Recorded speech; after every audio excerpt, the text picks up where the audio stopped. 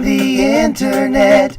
Two boys made a stupid bet. They watch an actor's entire career, from bottom to the topmost tier. And now their life is up in flames. It's Jared and James, they're trapped in a cage. Today, welcome to Trapped in the Cage. We're here. James Fight. Hello. Jared Espinosa, sketch show something. Sechko. Sketchco, whatever. Sorry, Dad. Today we're watching Trapped in Paradise. Three brothers. Trapped. It's double trapped. Oh, you're double trapped today. Help us. Give us one. This looks like a comedy based on the poster alone, but Looks like a comedy that's set in like Alaska. You know, they're all bobsledders and they got stranded. pull off a big heist in this caper comedy. Okay. Actually, I need to read this like Trey Parker.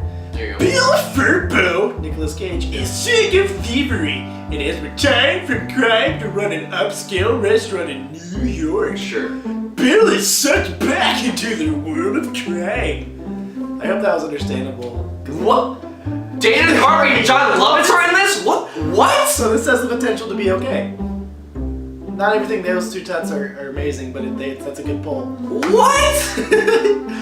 Welcome to another buried fucking film. This is number 50, by the way. So we're getting into okay territory. We're close. We're closer. We're closer. I'm expecting a lot of goofy. Don't look at this right here. I'm a distraction. Yeah. That's my Nick Cage. That's a good one. A lot of Dana Carvey. Do you want this? What? Oh, yeah. Of course I want that. I'll eat it off camera. A lot of. It was 90's Cage. It's 90's Cage. 94. It's Hot Cage. I mean, it's Dana Carvey, so Dana Carvey might be playing a stupid dude. Yeah. He likes to play those. I can't remember who John Lovitz is right now.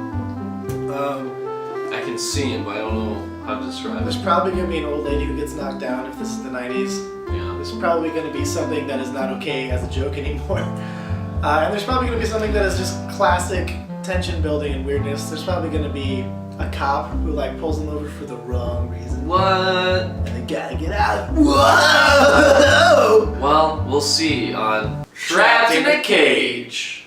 I'm robbing a bank! It's across the street. Okay.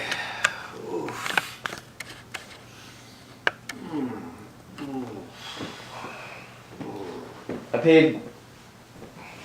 paid too much for that movie.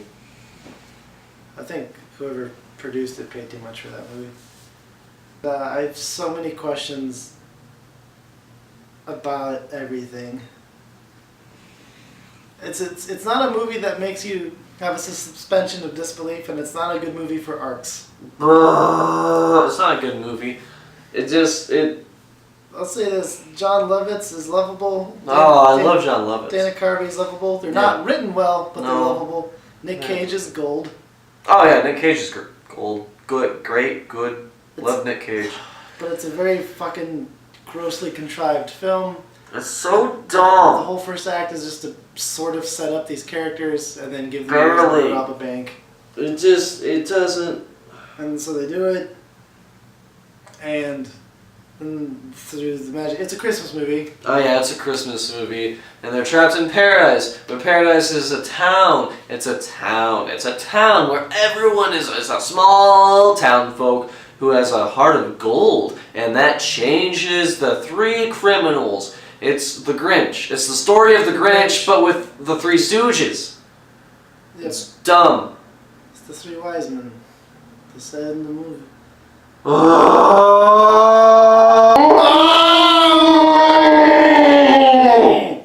hate this movie. It's like the outline of a movie, so your brain is kind of tricked into watching it, like and understanding that movement is happening, but like it's not. Every character arc doesn't matter. There's no really arcs. Because it's just like Nick Cage's character is like the charismatic smart one in this, but he's also like dumb enough to get tricked at moments if the script demands it. John Lovitz is like kind of putsy, but also like really smart when it demands it. Dana Carvey's just a fucking liability until the end. even then, it's still. And so their mom, they go to rob this bank. Turns out the person who gave John Lovitz the information to rob the bank is a gangster of high renown. Who cares? And his daughter works at the bank. That's why he knows. Who cares? And she's the love interest. Who cares? Actually, she is actually probably one of the few, not few good actors, but Well-written characters. well, yeah, she's the only person I've ever believed so far in the Nick Cage Chronicles,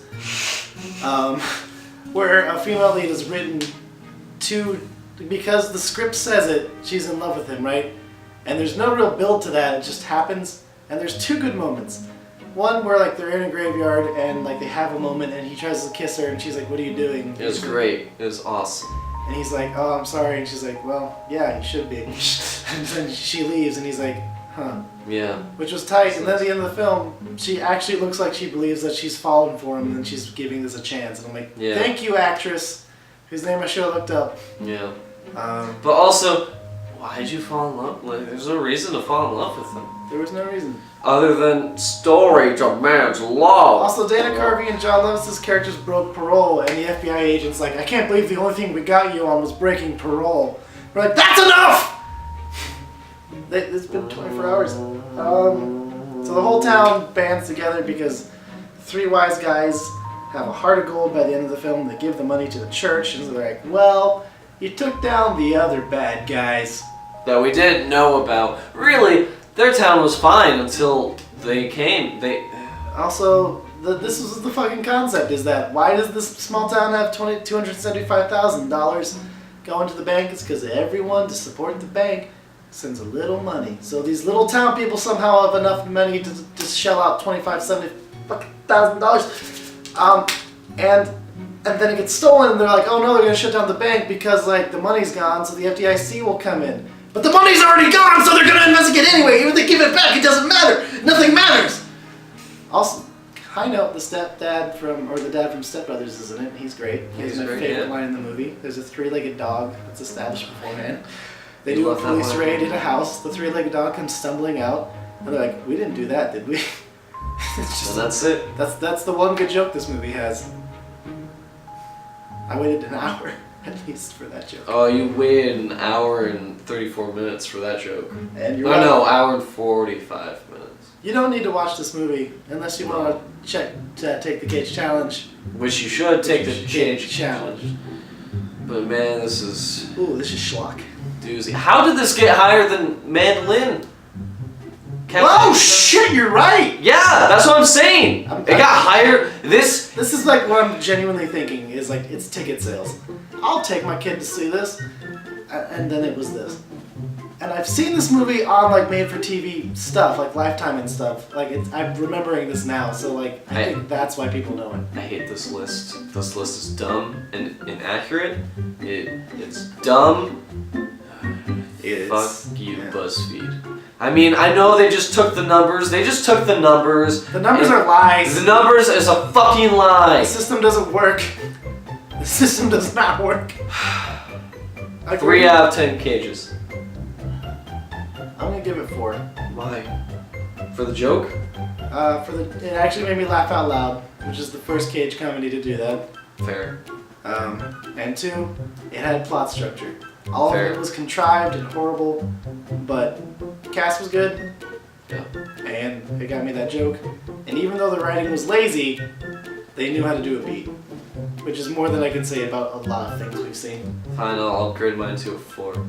But it's Nick Cage gold. Nick Cage. Pure Nick Cage gold. He didn't have like an outburst, but he had Close to them. like nice waves of like, come on! Blah, blah, blah, You know, like you're that. sitting there with your "Oh me smile." I love Christmas! I love Christmas! Yeah, when he's doing the bank robbery, I think there's a part of me that does think Cage was on coke for like various parts of the script. I think we're just gonna become Nick Cage at the end of this.